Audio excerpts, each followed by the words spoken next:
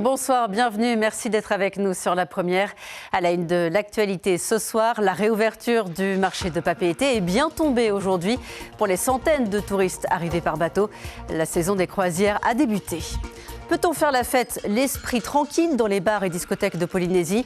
Quelles sont les mesures prises par les établissements en cas d'incendie par exemple? La réponse dans ce journal. Mieux indemniser les victimes du nucléaire, une réforme de la loi Morin sera présentée demain au CESEC et soumise à l'Assemblée nationale à la fin du mois. Si elle est validée, la CPS pourrait demander le remboursement à l'État des frais engagés pour le traitement des malades. On va en parler avec Patrick Galnon, le secrétaire général de la CSTPFO et président du conseil d'administration de la CPS. Un soutien attendu pour l'agriculture locale. La convention Tavivat vient d'être signée. Objectif, développer l'agrotransformation et améliorer l'alimentation des enfants à l'école. 2000 malades ont besoin de poches de sang chaque année en Polynésie. Une denrée qui se fait rare. En ce moment, le centre de transfusion sanguine lance un appel à la mobilisation générale. On fera un point avec le docteur Julien Brou, chef du CTS. En ce moment, à Papeete, beaucoup de rideaux sont baissés, les commerces font leur inventaire. La ville tourne au ralenti, mais juste à côté, au terminal de croisière, c'est une autre ambiance. Cette semaine, 5 jours d'escale d'affilée. Des visiteurs qui arrivent chaque matin avec l'envie de découvrir l'artisanat local. Chiquita Teiva Ribé. Pas moins de 5000 visiteurs ont débarqué à Papeete ces 5 derniers jours. Ce jeudi encore, 500 touristes du Windstar Breeze et du Ponant et 1000 passagers du Nico Cruise ont pu profiter des commerces de la place et surtout de l'ouverture très attendue du marché de Mapuru à Paraita. Donc vous étiez venu hier? Oui, et c'était fermé, donc on a changé nos plans et on est revenu aujourd'hui. Ah oui, on commence à voir pas mal de choses qui nous plaisent, oui, c'est ça le problème. Il faut remettre dans les bagages après pour rentrer. Ma couronne de fleurs, elle est là. Voilà. Puis après, on verra. Hein. On n'a pas de place, hein. On a des gros bagages. C'est la première fois qu'on vient, mais on n'est pas déçus. Ouais.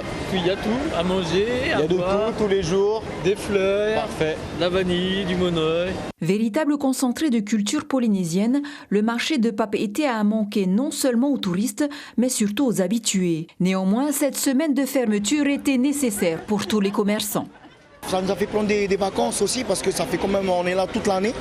Donc ça nous permet un peu de relâcher un peu et puis voilà, de passer un peu de vacances. Depuis le mois de novembre, il y avait du monde, les gens venaient acheter des cadeaux pour tout le monde. Donc on était obligés de ravitailler à chaque fois et de prendre une semaine de vacances, mais ça fait vraiment du bien. Mais là, on recommence et c'est reparti pour cette année. Hein. Le tourisme de croisière affiche une hausse de plus 4,6% par rapport à 2024. Selon Tahiti Tourisme, la destination Polynésie s'inscrit assurément parmi les croisières de luxe. Même le dimanche, les professionnels sont au rendez-vous. L'itinéraire de paquebot, le dimanche, c'est Day 3 ou Day 5. Donc effectivement, ils ne calent pas leurs itinéraires en fonction des magasins qui vont être ouverts. Chaque île est là pour offrir ce qu'ils ont à offrir, que ce soit un samedi, un dimanche. Et croyez-moi, tous ceux qui sont acteurs touristiques, ils ne connaissent pas le samedi ou le dimanche non plus. Donc ça ne change pas grand-chose pour nous. Il reste encore beaucoup à faire en matière d'activités à proposer aux visiteurs. Un marché lucratif pour les futurs entrepreneurs. Mais en attendant, le planning des croisières pour 2026 est déjà bien rempli. Quelles sont les règles de sécurité dans les bars et les discothèques en Polynésie? Question qui se pose après le drame de Grand Montana en Suisse qui a fait 40 morts et 116 blessés. Et en cas de problème, quels sont les premiers réflexes à avoir? Réponse avec Lucille Guichet et Mirko Vanfo. Il faut dégoupiller, percuter et gazer. C'est un des premiers réflexes à adopter sur un départ de feu. L'extincteur est ouvert à tout le monde, à condition d'intervenir très rapidement. Si c'est un départ de feu, d'essayer d'agir dans les 2 minutes. Au-delà, il vaut mieux s'en aller. Chaque année, nous devons vérifier les extincteurs et le système d'alarme incendie à l'intérieur des commerces, des écoles, chez les particuliers. Car les discothèques ont des normes de protection incendie obligatoires. Une sortie de secours non cadenassée, un plan d'évacuation, des extincteurs, des alarmes parlantes et une conformité de sécurité. En même temps que c'est déclenché, ça met la lumière blanche, Ça coupe toute la régie du DJ, comme ça il n'y a plus de musique, il n'y a plus de bruit, et les haut-parleurs peuvent parler tranquillement, on les entend, et la lumière blanche, on se dirige vers les sorties. À l'exception des bars et des restaurants, où les obligations en matière de sécurité incendie sont plus souples. Les normes sont strictes, mais justes, puisqu'une vie n'a pas de prix. Elles sont strictes, mais ce n'est pas insurmontable, hein, la preuve, on y est. Mais non, elles sont justes. Est-ce qu'elles sont remises à niveau comme il le faut ? Depuis 1 an et demi, les gérants de cette discothèque ont décidé d'aller au-delà des obligations légales. On a rajouté des équipements de sécurité en plus, hein, notamment des détecteurs de fumée dans pas mal d'endroits, dans toutes les salles pratiquement. On a fait faire retirer aussi tout ce qui est un peu dangereux et tout ce qui peut prendre feu, hein, tout ce qui est Zippo, tout ce qui est bougie fontaine sur les bouteilles.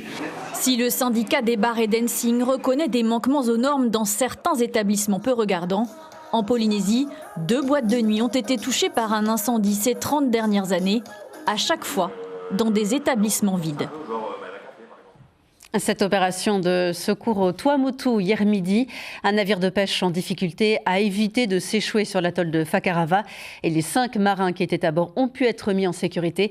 Une opération coordonnée par le JRCC avec le soutien d'un catamaran privé et de la commune qui a mis sa barge à disposition. Une proposition de loi pour mieux reconnaître et indemniser les victimes des essais nucléaires français a été présentée ce matin à l'Assemblée de Polynésie. C'est un projet porté par la députée Mereana Red Arbelo, avec 2 grandes avancées prévues. Plus besoin de prouver un certain seuil de contamination et toute personne présente en Polynésie entre 1966 et 1974, autrement dit pendant les essais atmosphériques, sera automatiquement considérée comme exposée, ce qui implique aussi une forme de responsabilité de l'État. Demain, ce texte est présenté au CESEC. On en parle avec vous, Patrick Gallon. Bonsoir. Bonsoir et bonne année pour les Polynésiens pour cette nouvelle année. Vous êtes le secrétaire général de la CSTPFO et président du conseil d'administration de la CPS. Ça pourrait changer beaucoup de choses pour la CPS puisque la Caisse pourrait demander le remboursement à l'État des frais de maladie liés au nucléaire.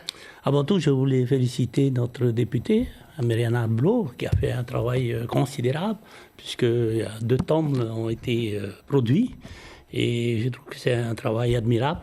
En tous les cas, je voulais la féliciter. Donc ça, c'était la commission d'enquête sur le nucléaire. Voilà. Et bientôt, à la fin du mois, c'est présenté le projet de loi, en espérant que ça va devenir une loi. Demain, c'est présenté au CESEC. Et j'espère que les victimes, effectivement, pourront être remboursées avant tout. Et puis, indirectement, que la CPS puisse enfin se faire rembourser des dépenses qui ont été occasionnées par ces maladies radio-induites. Un petit détail tout de même, c'est que la loi actuellement en cours prévoyait que ça puisse aller, l'ensemble de la Polynésie était touché de 1966 à 1998. Maintenant, on distingue les essais atmosphériques et les essais souterrains. Parce que dans les faits, après 75, quasiment personne n'arrivait ou personne même n'arrivait à se faire indemniser. Oui. Et bon, c'est aussi parce que c'était limité par ce fameux millisieverts. Dans la loi, le projet de loi, le millisieverts disparaît.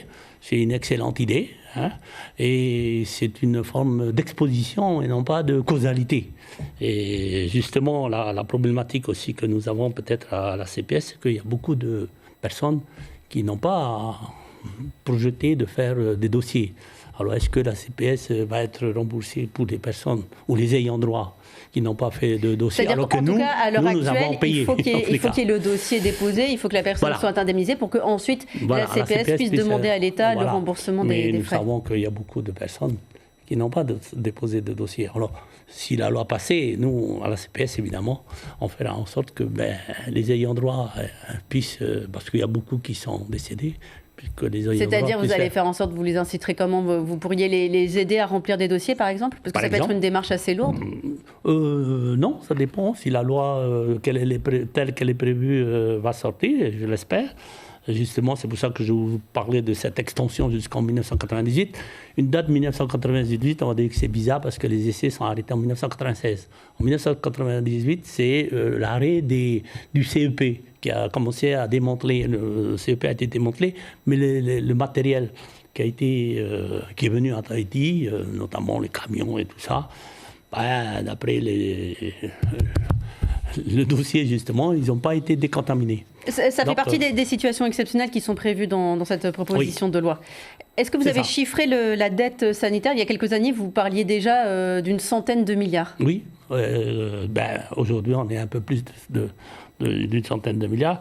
Je réserve les chiffres demain, justement, au président du pays, au gouvernement.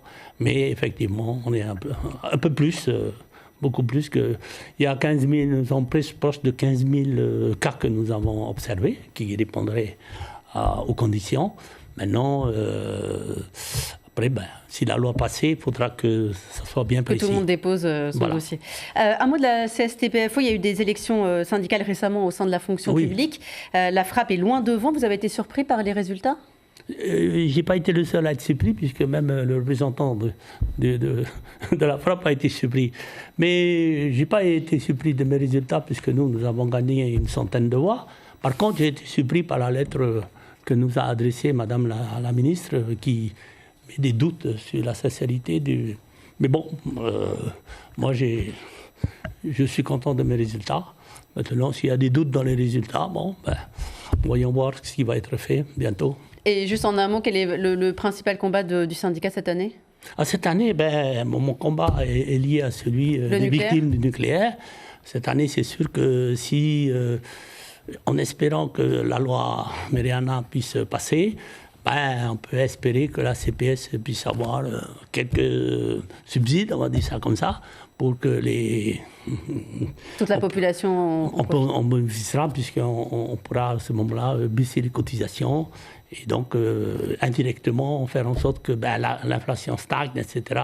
C'est pour nous, c'est un combat que je mène déjà depuis plus de 20 ans, et j'espère que Mariana, et j'appelle aussi nos élus nationaux de soutenir Madame la députée pour que ce sujet-là puisse aboutir. Alors la première étape, ce sera le 14 janvier. La proposition de loi passe en commission défense à l'Assemblée nationale. Merci beaucoup Patrick Guelnon d'être venu sur notre plateau ce soir. Merci. Un coup de pouce pour l'agriculture locale. Le pays, l'État et la Banque des Territoires ont signé cet après-midi la Convention France 2030 pour financer Tavivat avec 800 millions de francs. Ce projet va soutenir nos agriculteurs, mais aussi permettre à 25% des cantines scolaires de servir des produits locaux. C'est déjà lancé dans 10 communes pilotes avant un déploiement sur tout le territoire. Sur le terrain, les agriculteurs accueillent cette nouvelle avec enthousiasme. Ce coup de pouce pourrait bien aider les producteurs locaux à avancer vers l'autonomie alimentaire tant souhaitée. Mélissa Chong et Patrick Régis. Ici, le taro bio n'a pas le temps de souffler qu'il est déjà en vente. Chaque mois, Tourani Pujibé cultive à la main 400 kilos de taro. Ce jeune agriculteur transforme lui-même ses produits, de la récolte à l'épluchage jusqu'au conditionnement. Un choix stratégique, celui de l'agrotransformation. Et pour mieux valoriser sa production, il souhaite bénéficier de la convention Tavivat. En tant qu'agriculteur, on a souvent tendance à faire les choses par nous-mêmes parce que c'est un travail où il faut beaucoup travailler. C'est vrai qu'un soutien, ce serait le bienvenu, surtout tout ce qui est transformation. Peut-être avoir des labos de transformation qu'on pourrait mettre en commun. C'est des choses qui ne se font pas encore, donc on ne sait pas comment ça va se passer, c'est à essayer. Une loi de pays adoptée le 11 janvier 2022 impose qu'au moins 25% des féculents servis dans les assiettes des enfants soient issus de produits vivriers locaux. Dans cette phase de maturation, plus de presque 250 agriculteurs ont été contactés. Maintenant, c'est en effet de les accompagner sur cette phase de réalisation pour montrer qu'en effet, cette volonté que nous avons d'augmenter notre production locale de féculents, le sujet reste le même à chaque fois, c'est nous savons produire ici en Polynésie française, maintenant, c'est commercialiser, faire en sorte que ces produits arrivent dans nos assiettes, et là, en l'occurrence, les assiettes de nos enfants. À ce jour, à Tahiti, dans les îles sous le vent, aux Marquises et aux Australes, 10 communes ont déjà mis en œuvre ce programme. La signature de la convention Tavivat entre le pays et l'État cet après-midi va désormais accélérer les nouvelles adhésions de l'agrotransformation dans la restauration scolaire. Collecte de dons de sang ce matin à la mairie de Mahina. Face aux besoins énormes du moment, une équipe du centre de transfusion sanguine s'est déplacée pour recueillir des poches de sang pour les malades, pour tous les malades de Polynésie. Les poches justement ne sont pas destinées que pour l'hôpital de Taoné. Nous envoyons des poches aussi. Nous avons des petites banques un peu dans d'autres hôpitaux comme Rayatea, Moria, Nukuhiva, Taravo. Et les cliniques aussi, on approvisionne aussi tous ces centres hospitaliers en plus de l'hôpital. Docteur Julien Brou, bonsoir. Bonsoir. Merci d'être avec nous. C'est moi qui vous remercie. Vous êtes le chef du centre de transfusion sanguine de Polynésie. Vous avez lancé un appel à mobilisation il y a déjà quelques jours. Alors où est-ce qu'on en est aujourd'hui? Est-ce que ça s'est un peu amélioré? Je peux rassurer la population, la situation s'est normalisée dans la journée. J'avais à ma disposition ce matin 120 poches, qui est insuffisant. Et ce soir, j'ai atteint un chiffre de 200 poches. Il faut à peu près combien de poches pour être en situation normale? 200? Il me faut 20 poches par jour et un stock minimum de 200 poches. Face à la crise, vous avez aussi décidé de mettre en place la transfusion d'exception. Est-ce que vous pouvez nous expliquer ce que c'est? Tout simplement, dans certaines îles éloignées, les dépôts sont très isolés. S'il y avait un besoin de sang dans des conditions exceptionnelles, on pourrait prélever des donneurs connus pour permettre de sauver les malades. Parce que généralement, une poche de sang, quand elle est prélevée, il faut la préparer, c'est ça? Ça prend combien de temps? 5 jours. Il faut faire les analyses, le groupage, toutes les sérologies, la préparation, la centrifugation, récupérer tous les principes actifs. Donc il me faut un minimum de 5 jours. Dans la transfusion d'exception, c'est tout de suite, immédiat. Et combien de temps on peut la conserver, une poche de sang? Une poche peut être conservée 42 jours à une température comprise entre 6 et 10 degrés. Parce que le problème se pose à chaque fois en début d'année, après les fêtes. Est-ce qu'on pourrait avoir un début d'année un peu plus serein, par exemple l'année prochaine, en faisant plus de réserves? Ça va être difficile. Alors, ce qu'il faut, c'est gérer ses stocks, être toujours comme un marin dans la navigation à voile, toujours vérifier ses stocks et réagir, et surtout anticiper avec tous nos donneurs de sang du territoire. On sait que la Polynésie est indépendante. Voilà. Les malades reposent vraiment sur les dons locaux. Pourquoi ce choix? Est-ce que si on a besoin vraiment un jour, on ne peut pas faire appel à un autre territoire? Tous les pays sont déficitaires. La France est déficitaire. La Polynésie est polynésienne en transfusion. J'ai une vingtaine de mille de donneurs capables de donner. J'ai la possibilité de prélever suffisamment de sang sur le territoire. Alors ça va mieux ce soir, mais on ne va pas s'arrêter là. Qui peut donner ou comment? Il faut être âgé de plus de 18 ans jusqu'à 70 ans, être en parfaite santé. Voilà. Et donc c'est au centre de transfusion sanguine qui est au Taoné, mais vous vous déplacez aussi parfois, comme on l'a vu à Mahina ce matin? C'est tout à fait. Toutes les semaines, au moins 2 collectes extérieures sont organisées dans toutes les administrations du territoire, dans les établissements scolaires, etc. Ce qu'il faut, il faut être en mesure d'avoir toujours 200 poches d'avance. C'est ça l'objectif. Merci beaucoup, docteur. Votre appel est entendu et passé ce soir. Merci beaucoup. Merci. Premier test dans 10 jours pour la toute nouvelle équipe de foot tahitienne, Tahiti United. La première équipe professionnelle du Fénois avec une dizaine de joueurs de Vénus, renforcés par des talents issus de la Presqu'île, de Moorea, de Pirée, de Tefana. Il y a aussi 4 joueurs venus de l'étranger, de Calédonie. L'équipe s'entraîne matin et soir pour briller en Nouvelle-Zélande dans le cadre de l'OFC Pro League. Ce passage au professionnalisme est le fruit d'un travail débuté il y a 1 an, malgré le scepticisme ambiant. C'est la première page en tout cas d'une belle histoire, celle de la professionnalisation du sport polynésien. C'est vrai qu'on avait quelques sportifs à titre individuel qui avaient ce statut-là, mais c'est la première équipe. On espère que beaucoup d'autres équipes dans d'autres disciplines sportives pourront leur emboîter le pas. En attendant, on est très content de l'opportunité qui a été offerte par l'OFC et la FIFA pour pouvoir nous impliquer dans ce projet ambitieux, mais très beau projet en tout cas. Le nom parle pour lui-même, Tahiti United. C'est vrai que c'est l'AS Vénus qui a été à l'origine de ce projet-là, mais en tout cas, il y a la volonté de pouvoir unir l'ensemble des sportifs et des joueurs de football de Polynésie. Chacun aura sa chance de pouvoir intégrer l'équipe en temps voulu, mais à l'heure actuelle, voilà, on était content de pouvoir soutenir cette équipe.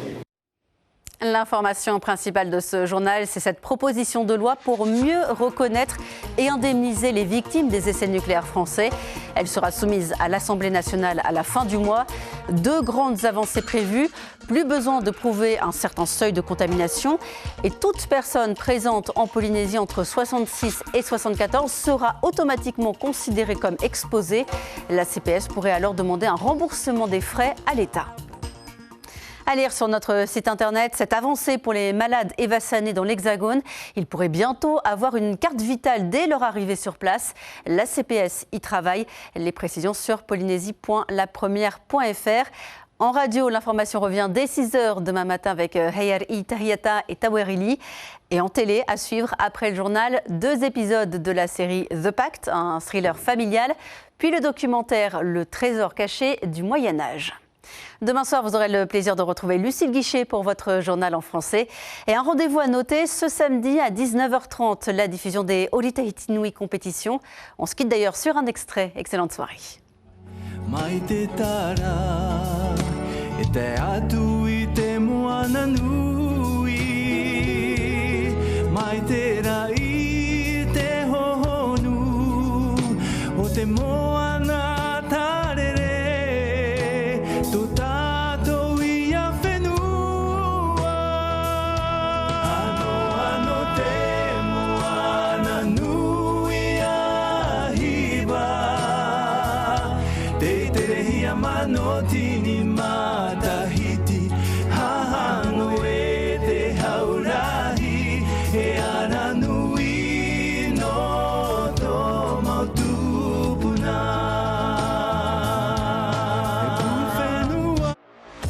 Retrouvez toute l'info sur WhatsApp en scannant notre QR code.